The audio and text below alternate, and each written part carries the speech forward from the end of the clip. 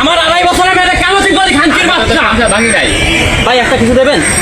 আমি কাতার থেকে সরাসরি এখানে এসে ওরা ধরার জন্য। আমার এই যে ডকুমেন্ট আমি কালকে টিকিট করে এখানে আমি বসে রয়েছি ওরা ধরার জন্য।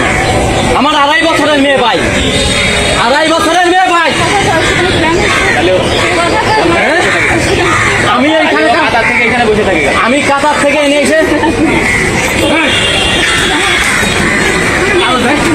কাগজ বাইরো, কাগজ বাইরো, কিন্তু শান্তি বলা মারি ফেলাই দিচ্ছে। কাগজ বাইরো, কাগজ বাইরো, কাগজ বাইরো। ভাই আমার বউ 2.5, আমার 4 বছরের সংসার, আমার বাচ্চা 2.5 বছরের বাচ্চা। আমি কাতার থেকে ওরা এখানে ধরার জন্য আইছি।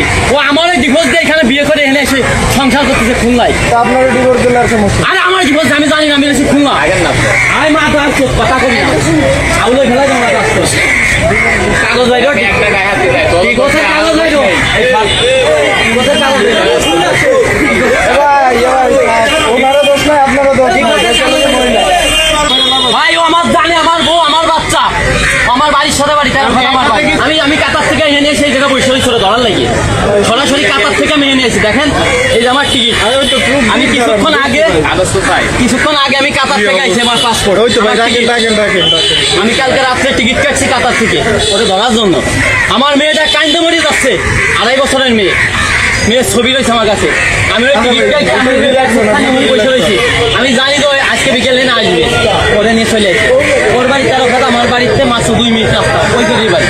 শোনো কোন দোষ আমার এত টাকা ঋণ, আমার 5 লাখ টাকা ঋণ করে আমার আজকে 5 মাস পরে মেয়ে বেঁচে আছে ঋণ করে। ও আমার বাচ্চা বাচ্চা ফেলাইছে, গেল সাথে গেল। ওর বাড়ি আমার ওর বাড়ির পাশে, ও আমার বাড়ির পাশে, আমার বাচ্চা বাড়ি, আমার বাপ মা বাড়ি ফেলালো।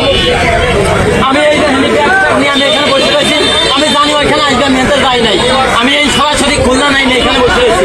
আমার ডকুমেন্ট এই টাকা, ও আমার বোন নাই, আমার ডিভোর্স দেয় 3 মাস আগে মেয়াদ দিয়ে আমার ডিভোর্স দিচ্ছে। অথচ 15 দিন আগে আমার ঘর বিয়ে হয়েছে। কাবির নামা থানায় এমন নামে বসে মামলা করে মামলা আমার নামে, আমি বলে অত্যাচার করে আমি ওটা দিয়েই চাই। ভাই আমি রয়েছি প্রবাসী, আমি কিন্তু জানি না ভাই। তুমি তোমার বউর অত্যাচার করলেও মামলা করেছো? মামলা করেছো আমি না খাবো। ও বললে তুমি আবার সাপোর্ট করছো? তোমাকে তাহলে উনি আপনার এই পরকীয়া নারীগুলোকে প্রকাশ্যে গুলি করা দরকার। এই ছেলেটি বিদেশ গিয়েছে, বউকে টাকা পাঠাবে, সন্তানকে নিয়ে ভালো থাকবে, বউকে সুখে রাখার জন্য সে বিদেশ গেছে। আর সেই বউ নাকি পরকীয়া করে অন্য ছেলে হাতে ধরে তাকে ডিভোর্স দিয়ে চলে গেছে। এরকম মেয়েদেরকে রাস্তার মধ্যে ফেলে গুলি করা দরকার। আর যে পরকীয়া নারীগুলো অন্য সংসার ভেঙে তাদের সংসার পাতার চিন্তা করে, তাদেরকেও গুলি করা দরকার, জুতা পেটা করা দরকার।